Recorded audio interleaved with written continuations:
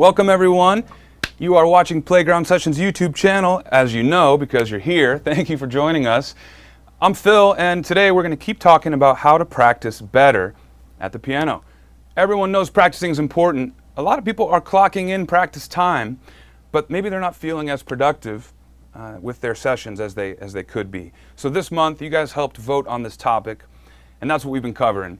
Now today, we've got a special guest. Many of you may know.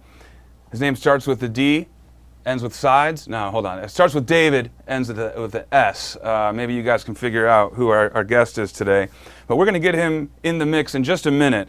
First, what I'd like to do is give all of you awesome viewers and students a chance to win a free song credit in the interactive Playground Sessions app.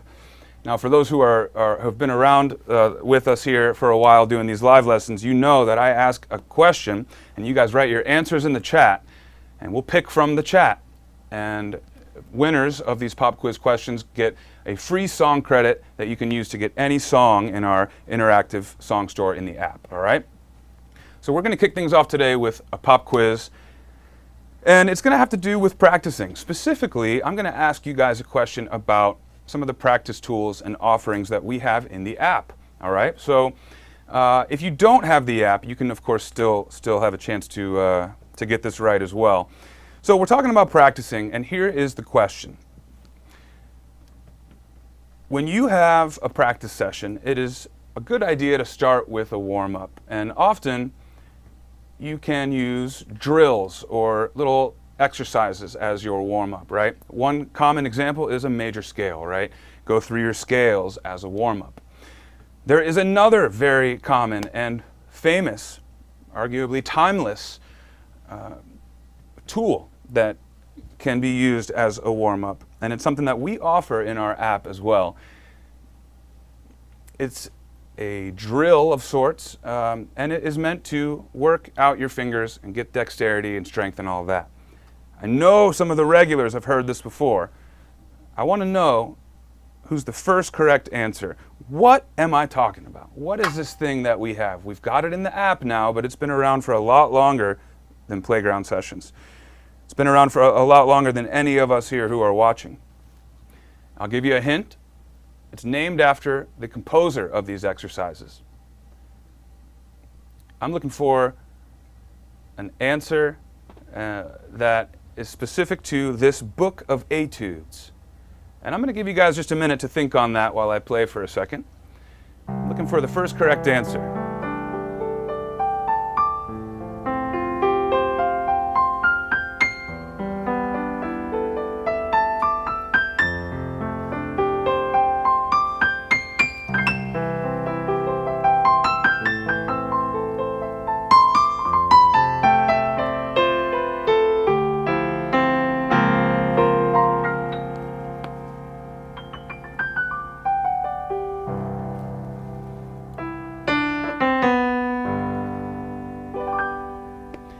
All right, let's see if we have any correct answers in the chat. Excellent. So Andrew, my friend, who's moderating the chat comments today, who is our first correct answer?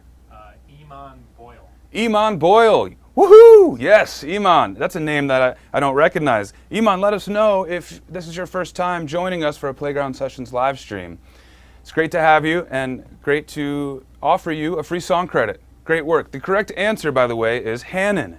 I would have accepted Hannon book, Hannon etudes, the virtuosic pianist, any of those names for that piece of music, that collection of exercises. It is a fantastic tool for warming up as well as building technique and so on. And if you guys didn't know, we've got Hannon exercises in the interactive app as well. So Iman, if you haven't won before, I'll just quickly let you know how to redeem your free song credit. Email support@playgroundsessions.com, and it'd be easiest if you say, "Attention, Andrew." Andrew's the guy moderating the chat tonight, so he'll hook you up with the song credit for your app if you write into support. All right, so we're talking practicing, you guys. By the way, Hannon looks like this. It's that kind of thing. And my personal practice routines, I don't do Hannon every time, but I do a warm-up every time. Let me know in the chat, you guys, but more importantly, let David Sides know in the chat what are some of your warm-ups, whether it's Hannon or not, something else. And I bet we're going to hear what David uses as warm-ups as well. So guys, without further ado, give a warm welcome in the chat to co-founder of Playground Sessions, fantastic teacher and player. Give it up for David Sides, everyone. I think we have him now in our Zoom call. What's up, David? Hey, what's going on? Thanks for the kind introduction there, Phil. Hey, how you guys doing?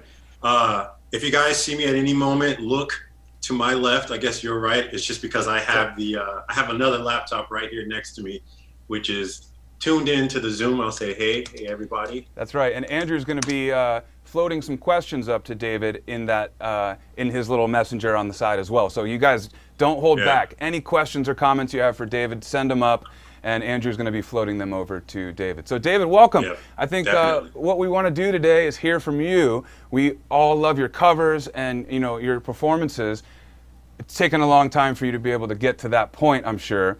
But regardless of whatever difficulty level our viewers right now are, I'm sure that you can help give some practice tips, pulling from your own experience. I'm sure people would love to hear about your story getting started, as well as maybe some practice challenges you face, whether it be with motivation to sit down to practice or finding the time or any of that.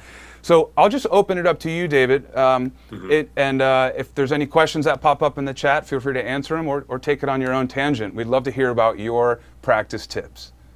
Sure, definitely. And as Phil has mentioned, I've been, for those I guess who don't know or haven't assumed by now, I have been playing the piano for a long time. And over the course of, I guess, my piano tenure, I've definitely developed some things that I definitely lean on in terms of practicing that I know help get me through some difficult music. And one of the things that I want to address, first of all, was what Phil was pointing out, which is warming up. Now, for myself, I'm not the type of person who, as soon as I sit at the piano, I'll go rip through a bunch of drills or anything like that. It really just kind of depends on what I'm planning to play. If I'm going to play something that does require for my fingers to be extra limber, then yes, I'll probably work on something that helps me move across the keyboard very quickly.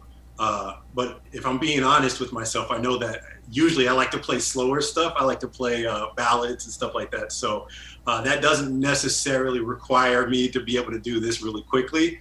But one thing that is very important for that, at least with the way that I like to play it, is it does help to kind of stretch my hands. So I know that oftentimes I try to play different harmonies with different chords, and sometimes that requires me to really stretch, beyond even just an octave. And so one of the things that I like to do as a warm-up is I'll sit at the piano and I'll just kind of play through different chords, different chord progressions, and I'll try to stretch my fingers out that way in both my left hand, my right hand, kind of do different kinds of voicings so that my fingers get nice and loose. One funny fact, sometimes I even have to make sure I put lotion on my hands because if I try to stretch my hands and they're dry, then I'll get that uncomfortable like skin cracking feeling. Yeah, definitely stretching out, and then just kind of getting your hands used to just pressing down some keys. And that could be as simple as just playing some chords, playing some melodies. Oftentimes I'll lean towards different songs that I like practicing or just playing or listening to, or I'll try to challenge myself during warm-up by picking up something that maybe I just heard on the radio or heard on Spotify or something. So sitting down, warming up before diving right in is definitely beneficial for whatever duration you're going to invest in practicing. If it's going to be 5 minutes, if it's going to be 5 hours, that's really up to you. To me, practicing, it really comes down to some basic, simple things. At the heart of it, I believe it just really comes down to gaining familiarity with what you're about to do. And that's a very broad way of seeing that whatever you're working on, obviously is going to be much easier to get through if you're more familiar with what you're doing. Now that can develop in a bunch of different ways. I know one thing that a lot of people like to do, even before practicing whatever piece of music they're going to work on, is to play scales. Well, scales are a way to not only get your fingers limber, but they do help you build that familiarity with whatever keys you're going to be playing and whatever you're working on. So familiarity is very key to practicing. And I think from there, you kind of branch out to other things like muscle memory. As you're practicing, I know for myself, one of the things I like to do is just repeat. If I'm working on something and I feel like maybe it's giving me a hard time, or there's a specific passage that gives me a hard time, I will drill into that from here till tomorrow until I feel like I've got it. And that's key, man.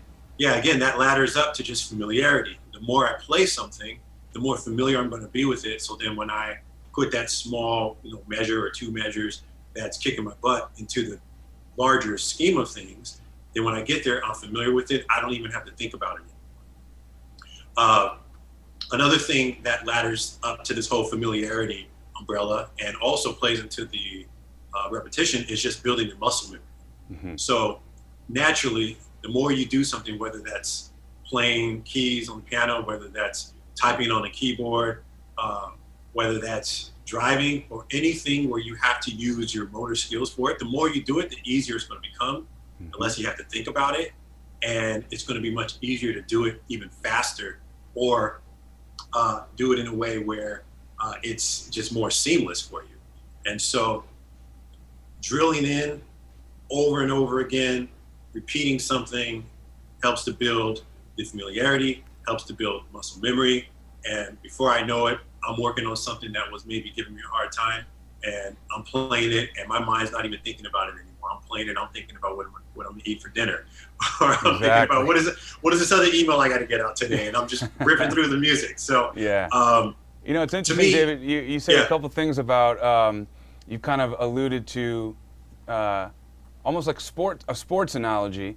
It's interesting, like I'm a big music fan, obviously. I'm not personally a sports fan, and I don't often think that the two are very related, but in this way, oh man, they're so similar. Think about a basketball player. How many free throws do you shoot in your in your backyard, exactly, or in the neighborhood court before you go and actually in the game? Because the whole point is in the game, you're so much more stressed out, right? It's a real game environment. There's maybe distractions around you. It's harder to do. Even if you can nail it in practice, it's harder to do in performance. Same thing could be said, right, for music. So you want to be able to hit those free throws with your eyes closed, basically, before you get in the game, because you have to be able to rely on your muscle memory when it counts. Exactly. I mean, practice is practice. Whether you're practicing an instrument, whether you're practicing a sport, whether you're practicing cooking, it's all, to me at least, it kind of drills down to the basis, which is familiarity. And you gain familiarity by repetition and by just drilling things in. Now, one other thing, similar to music practice, sports practice, cooking practice, is once you isolate the things that are giving you a hard time, and maybe this is hard to, translate to sports. I'm thinking also the free throw analogy, but especially for music, you want to take it slowly. So if I'm working on something, and I can't stress that enough, whether it's beginner level, rookie level stuff, very simple, basic, if it's intermediate, if it's advanced, if it's expert, if you run into a point where you're playing something and it's giving you a hard time, and you try playing it over and over and over again, and you're still struggling, you just have to slow it down. And I'm talking about, sometimes I will slow things down painfully slow. Because basically, if you can play something slowly, then you can eventually work the speed up to play it fast. The other way around doesn't really work. You can't really just force yourself to try to play something fast if you keep messing up and keep thinking, well, if I just keep trying at this, eventually I'll get it. And you have to slow down. Sorry to cut you off, but I just wanted to, it's the perfect thing that you said, because we talked about this a lot last week in our lesson about practicing here. And that is that, whatever you practice, that's what's going to get into your muscle memory. So if you practice something and you're not quite getting it at that speed, but you just keep ramming it at that speed without getting it, right, then you're actually teaching your hands to do it that wrong way. And it's actually going to be harder to then unlearn that and go the right way. So if you see yourself struggling here, for example, David, since I know my keyboard is visible to everybody, let's say we're working on You Raise Me Up. Whoops.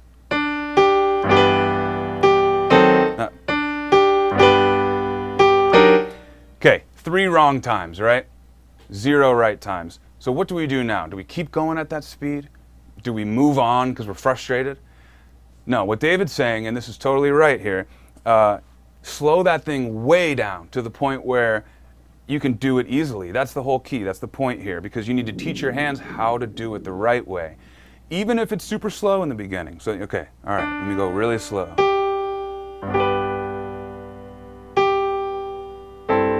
Got it, okay? That's 1. I just did 3 wrong though, right? So now let's get 2, let's get 3, let's get 4. We got to get more rights than wrongs. That's the key. So David, yeah, good call. I mean, if you run into a couple of times at a certain tempo where you're messing it up, don't forget your hand is learning that too. So slow it down, give your hands a win. Definitely. And like I said, I cannot stress that enough. Yeah. I think, I don't know, maybe one day I'll have to demonstrate for you guys how slow I drop the music down. I don't know if you guys are believing me when I say painfully, it's painfully slow. As long as it's slow, but it can't be so slow to where you don't recognize the music anymore. It's gotta be slow, but it still has to keep the ratios of the rhythms together, right? It has to be even still, yeah. Right, yeah. So as long as you still have that working for you, then you can slowly speed it up as you get more comfortable, and then before you know it, you're playing it at normal tempo. Before you know it, you're playing it, double speed. But you have to start slow and work your way up. I mean, to me, there's no real, rocket science behind it. I feel like it really comes down to those basic things. If you just kind of approach a practice thinking, I want to walk away from this being familiar with what it is I'm supposed to be doing. And I know that the familiarity branches down to a few different things. I can, if I'm not familiar with the notes that I have to play, there are drills, there are exercises for that, scales or whatnot, that'll help me just remind myself or get re-familiar with the notes that are required to play this piece of music. As you're working through the music and you find yourself struggling on something and you feel like for the most part you have it, just keep drilling that part in. And I don't know if you guys can hear this thunder right next to me. Oh, is that what that was? I think you timed it. You went like this. Yeah, I know. I was like, dang. Yeah, it's all of a sudden in New York. It's New York weather for you, man. I tell you, it was bright and sunny about an hour ago. Now it's just storming. So just repetition, and then if you find yourself running across something that's giving you a hard time, slow that bad boy down. Slow it way down, and then build up the confidence, build up the familiarity, and then as your familiarity builds, the speed will build, and you just keep working your way up from there. So there's one extra tip that I would give, one thing that I know that I do quite often, which seems kind of counterintuitive, and I'll admit that. And I remember the first times I started doing this and started really buying into this, I fought it for a while, but I've gotten to the point now where I just accept it. It is what it is. Step away. If you're working on something and it's giving you a hard time and you try slowing it down and you tried repetition and you tried everything you could to get through that music, just take a break. Yeah. Sometimes it takes stepping away from the music and kind of letting your body and your muscles and everything reset, do something else, go eat, go for a walk, go for a run, go exercise, whatever, and then come back to it. Sometimes it's even better to just sleep on it. Finish whatever you're working on, say, okay, that's it for today. I'm going to come back to this tomorrow. And you'll be surprised at how much easier it is when you come back to it later. And again, I fought this for a while. When I first started learning piano and I was practicing, I thought, well, that doesn't make sense. Like, I got to just keep killing myself to learn this. It doesn't make sense for me to walk away and then come back and I'm better, right? Or it feels more comfortable. But trust me. But it can do a lot. Do you feel the same way, Phil? I do. You step away and it just feels like it's easier. It just depends. I mean, the key, I think, is to listen to yourself and to be observe kind of your state, right? So if you're really in the zone and you're feeling productive, well, don't walk away then, right? But if you're feeling frustrated and you're like, the last 15 times through this thing, I don't feel like I was getting better, maybe I plateaued for now. It doesn't mean forever, like, oh, I guess that song's too hard for me, or I guess I'm not good enough. That's not it. It's just in that moment, for whatever reason, it's like we all have good days at work, a bad day at work. It's the same thing at the piano. So if you're observing and you're thinking to yourself, this isn't my strongest session. Yeah, I totally agree. I'll step away. But I'll add a little asterisk to that, and that is, for those of us who go weeks without practicing, David's not saying that's okay, right?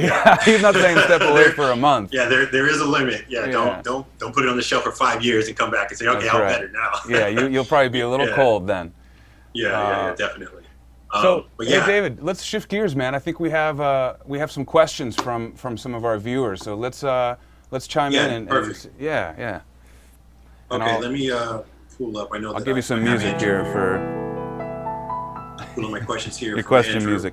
Oh, actually, what's the Tonight Show the little thank you note song? You know what I'm talking about? Yeah. Oh man, I'm spacing on that. Anyways, as soon as you're ready, David, why don't you say who's asking the question, and maybe read the question as well, and then you can answer. Okay. Yeah. So I see one from Charles Smith. So this is interesting. Charles, you're asking, do you ever use food words for counting tricky note runs? I'm assuming you're referring to the rhythms. You're counting the rhythms. Food words. No. Food is interesting. But I am curious. What food words do you use, Charles? That is an interesting one. One that I use is not food, but like one that stuck with me from school when I was learning how to count in 5 is hippopotamus. Hippopotamus. Not food, but I think Charles might be hungry. No, I'm curious. I'm gonna look in the feed and see what he comes up with. Well, let's think about it. So like triplet could be like chocolate, maybe. Chocolate. I like that. That's good. Yeah, there we go. Eighth notes is like biscuit. Quarter note could be bean. No, that could be a whole note too. This is gonna have to be a whole nother lesson. Food rhythms. Yeah, there we go. But David, it's a good point. Actually, maybe I know in past meetings that we've had about how we want to teach rhythm or teach counting, you've talked about how your system is different from mine, is different from Harry's. Maybe you can kind of give a short, just kind of answer on how you like to subdivide rhythms in general, if that's not too general.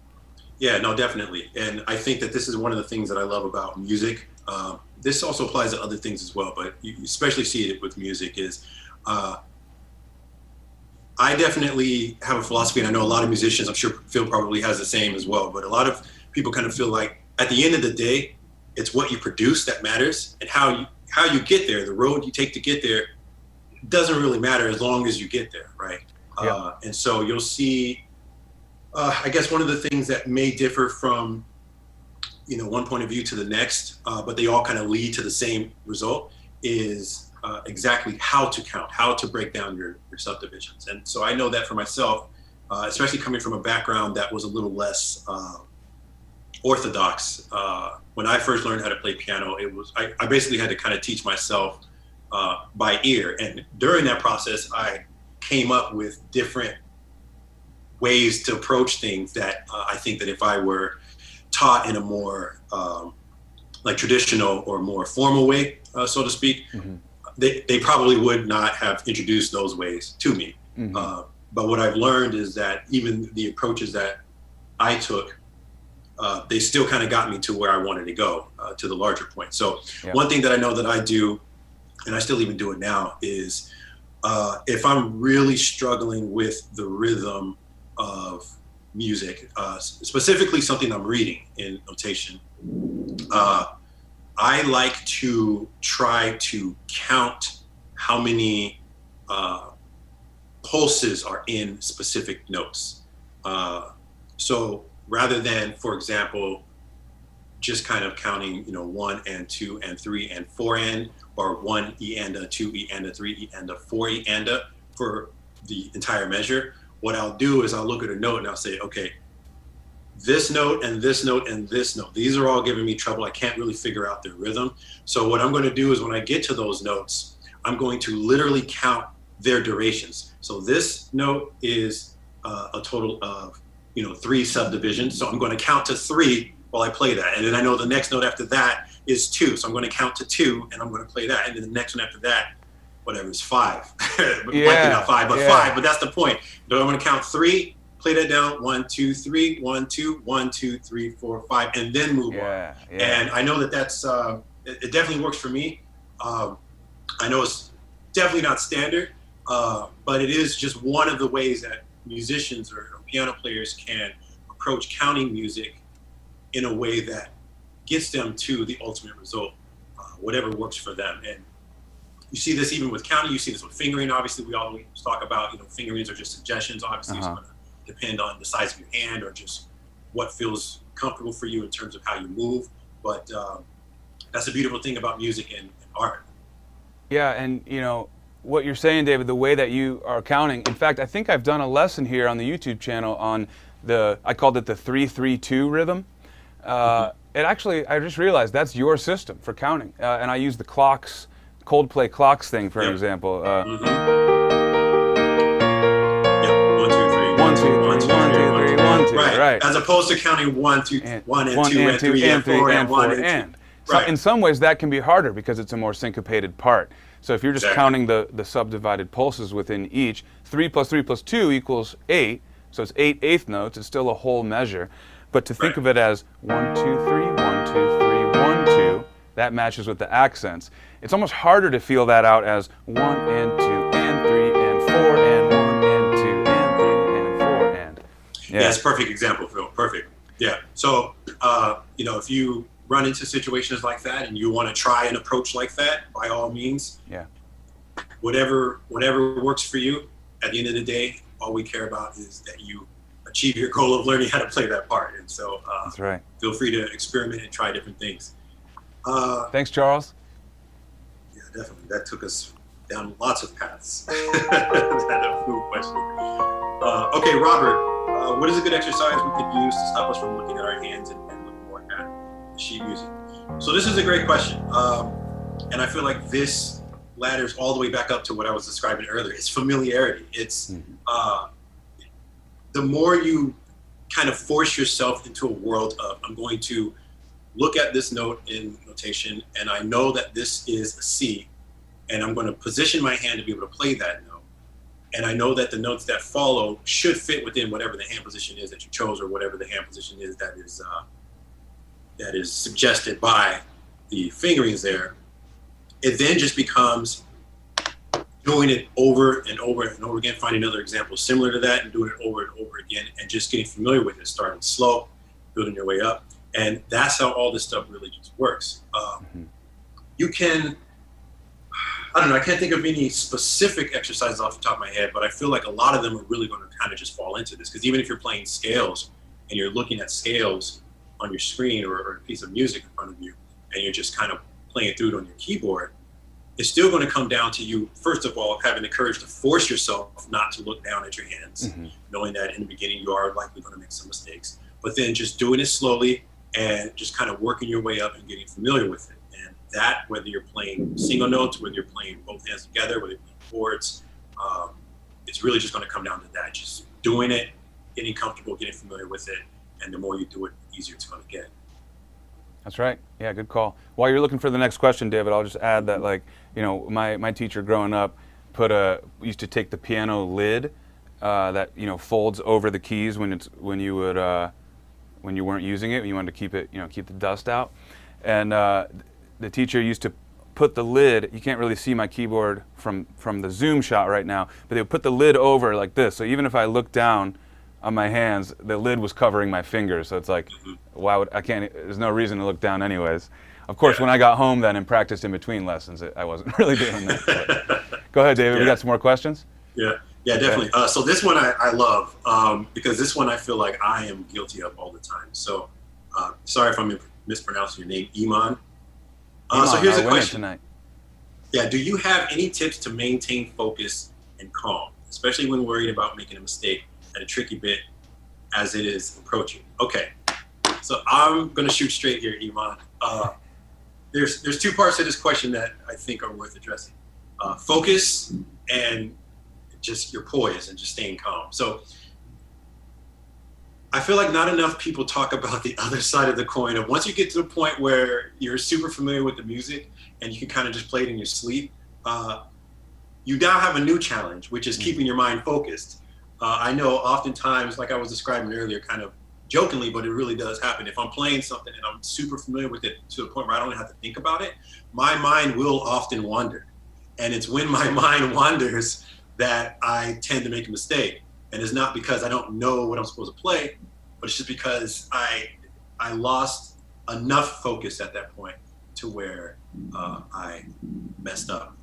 So for that, I don't have any special sauce, because I know that I still struggle with it myself. It really just kind of comes down to just doing your best to think about what is happening in the music. What I find that works best for me is oftentimes I'm playing songs, as I'm sure a lot of you guys are. So sometimes I'll think of the lyrics of the song. I'll think of the words of the song, and that keeps me locked in to the music I'm playing, and prevents me from thinking about anything else. And even if I don't know all the words, I know the melody, and I'll kind of like play it in my head, in my inner ear, and I'm focusing on that as I'm getting through the music, and that tends to help. I can't do that 100% of the time, but the times where I do pull it off, I do notice that it makes a big difference. In terms of calm, as you approach parts that are tricky for you, that's funny, because I know that happens all the time. Even for me, even if when I feel like I've gotten to the point where I am comfortable with a piece that was kicking my butt previously, maybe the first one or two times as I approach it, I still have a little bit of anxiety, like, all right, I know this kicked my butt before, but I should have it now. That just comes down for me to just being familiar with it. The first couple times you do it, you're probably still going to mess it up a little bit, but then just keep doing it. Keep at it, keep repeating it, and before you know it, it's as simple as everything else. And maybe, you could tie it back to what you said earlier too, David, which is if you're not feeling good in the moment on something, you could try slowing it down a bit. And so if you're looking for calm, well, often what that means is like you're approaching a section where you're feeling anxious because it's difficult and you're losing your calm. Well, in that instance, maybe I would recommend you pause and don't try to do the whole thing through yet. Go back and look at that hard section, slow it down until it isn't causing you as much stress. So sometimes you have to hit pause, step back a little bit, work on the thing that needs work, then come back and try it in the bigger picture again. Yeah, definitely. Yeah, great question, man. That is something that It is a great question. I am guilty of just losing focus, and it's the struggle of getting it to the point where you can play it in your sleep. Yeah, and you're thinking about sleep while you're playing it. Just a 10-second ad here for that is, I talked in the last few weeks about the importance of goals in your practice session, carving out, let's say you got an hour, don't just say I'm going to practice for an hour. Set mini goals within that hour, and that actually will help you stay focused quite a bit, right? If you go, I'm going to practice for an hour and it's 40 minutes and you're like, what am I even doing? I still have 20 minutes. But if you carve it up into like 15-minute chunks, you can really stay focused. I see my screen keeps. It is exactly light. I see my screen keeps flashing because lightning keeps striking right there, and there. So yeah. For those who have seen, some of David's recent cover videos or other stuff, or in the "You Raise Me Up" recital, David's where he's sitting there. He's got the window. Oh, here we go. He'll show you. Yeah, you guys might catch some lightning. Okay, yeah. So basically, what's happening is the lightning is striking the One World Trade Center spear at the top. Let me see if you guys might catch it. Of course, now that you guys are looking, it's calming down. But yeah, so it keeps happening there, and that's why. So David's got a nice green screen there with a CGI of the skyline. No, I'm just kidding. That's a great view. No worries, David. The lightning is it's not distracting too much. Not too distracting. Oh, yeah. Oh wow. Yeah. See, that just missed it. Okay. Yeah, just missed it. Sorry, guys. Okay. I have a few more questions in here. See if I can plow through them. So, any advice for making trills sound less ding dong and make it pretty? So that is a good question. So to me, this is just going to come down to how controlled you are, I guess, at playing with different dynamics. And I know that dynamics is something that is especially useful for piano playing.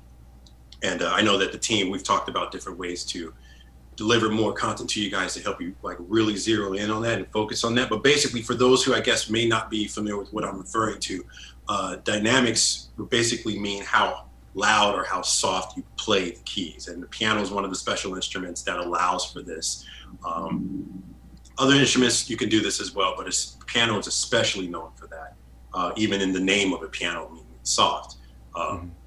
So when playing a trill, if you play it all with the same level of force, then I think it's going to produce the ding-dong feeling or ding-dong sound that you're referring to. That's right. I'll give a quick example there just because my keyboard's up. So, David's saying if they were all the same volume,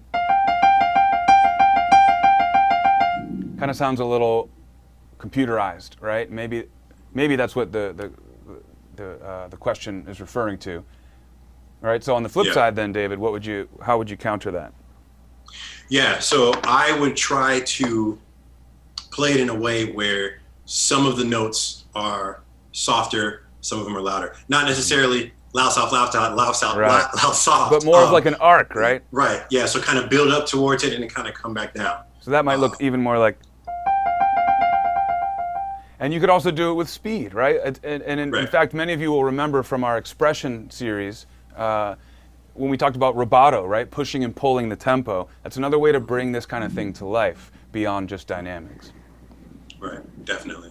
Man, it's really, it is lighting is crazy. You keep looking out like it's good. Yeah, it is coming down out there. My goodness. I love these live lessons because, you never know what we're going to get, right? Yeah, exactly. Okay. Yeah, but that's a great question. Yep. What do I need to do to keep my fingers on the piano keys? Christine, what do I need to do to keep my fingers on the piano keys? I think what you're asking is, I'm not really sure. Yeah, Phil, maybe you can what elaborate. Do you think the question is? I guess maybe I could, how do we keep, what's the question? Can you read it?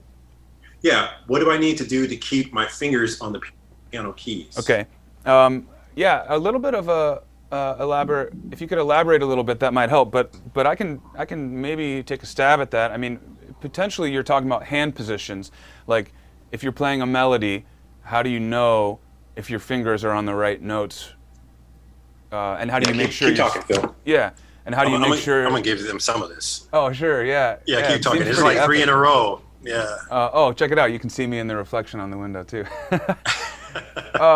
But yeah, like maybe you'll elaborate here and it can help us answer better. But I think what you might be asking is how do you get your hand in a way where you don't really need to look down at the keys and your fingers are still on the right notes. If that is your question, I can speak to that for a second. And I think it will depend on just a given piece of music that you're working on, because each passage of music will have a slightly different requirement for your hand and for your fingers. But the key then will just be to take your time when you're getting into learning. Do a little bit of analysis and say, okay, what are these notes? What's my lowest note in this range? What's my highest note? That's my position. And if you're learning in the Playground app, often you'll see stickers on the bottom keyboard in the app that are color-coded that show you where your hand and fingers are supposed to be. Even without that, you can determine that stuff by looking at the music and just taking your time. Let us know if that was not your question. In the meantime, David, let's move on. If we have another one or two here. Yeah, definitely. So let's see. Will there be daily exercises on Playground to help with certain sticking points like sight reading? Definitely. We are working on new stuff. We haven't specifically prioritized this just yet, but it is on our radar of one of the things that we want to roll out to you guys. Yeah, and I'll just chime in real quick and say that, if you want to practice sight reading, you really could do it with anything. It doesn't, like, if you want to practice scales, you have to practice a scale, right? If you want to practice sight reading, you can read anything that you've never practiced before. That's sight reading. So what I encourage some people to do in the app, let's say you're an intermediate player, I encourage you to pull up a song or a lesson in the boot camp at the rookie level and try sight reading it. If you're advanced, try it at the intermediate level, right? Or if you're super advanced, try sight reading some advanced stuff. But anything can be sight reading practice if you have never played it before and you jump in and try to play it. Yeah, definitely. Man, this is killing me that I'm trying to share this lightning with you guys, and every time I sit back down, it takes off. It's like every few seconds now. Okay, let's see. Any advice on repeating old pieces to keep a repertoire clean and avoid forgetting old songs? Yeah, that's a good question. I find myself falling into that sometimes. It really just kind of comes down to every once in a while, just dust it off and jump back into it. Don't let too much time go by, and you'll keep it pretty fresh. And you know, concert pianists who perform full recitals worth of music, their practice sessions tend to be longer, not because they have more stuff to work on or technique or skills to build, but rather because they need to keep their repertoire fresh. Right? So as you get more advanced and you want to be performing more songs and keeping them performance ready, that is part of your practice routine now, is keeping them fresh. Mm-hmm, definitely. Cool. Looks like we have a couple more questions here. Gary, how are you coping as a musician with lockdown? Have you practiced more? Yeah, so that's one of the benefits of lockdown. I mean, I'm home, got the piano here. Got the piano in your home office. Yeah, I'm definitely practicing more being home than I am when I'm going into the office. So, so that part is definitely great. You know, it's been interesting also just kind of adjusting as a team. We already are just located in different places. I know Phil being out in Ohio, myself being out in New York, and we have some of the team out in Utah. So there was already kind of this element of using things like Zoom, using things like Google Hangouts amongst the team. But now that we're in lockdown still here in the US for the most part, or some states, I guess, we're just relying on it that much more. And it doesn't feel like it's very different from what we already were doing. So it wasn't a huge adjustment for us to pick this up and just keep working through.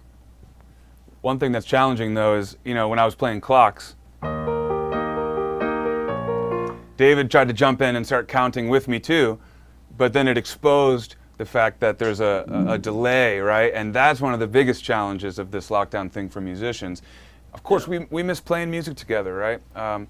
We're not playing music every day necessarily at playground sessions, but still, we're musicians at heart, and we miss that, and that's a challenge for sure. Is feeling like you can connect remotely, but not quite with the level of, you know, rhythmic accuracy that is needed to be able to jam together.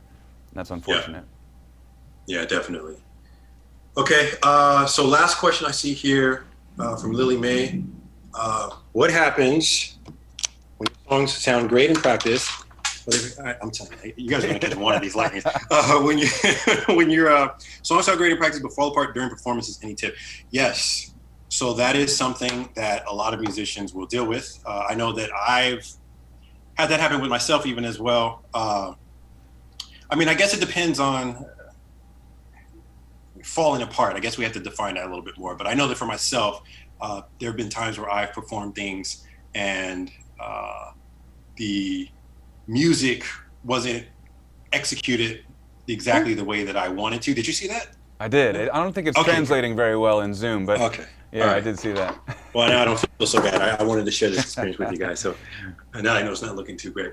Okay, yeah, so that, again, just kind of comes down to how comfortable you are with the music. It helps. It doesn't guarantee anything.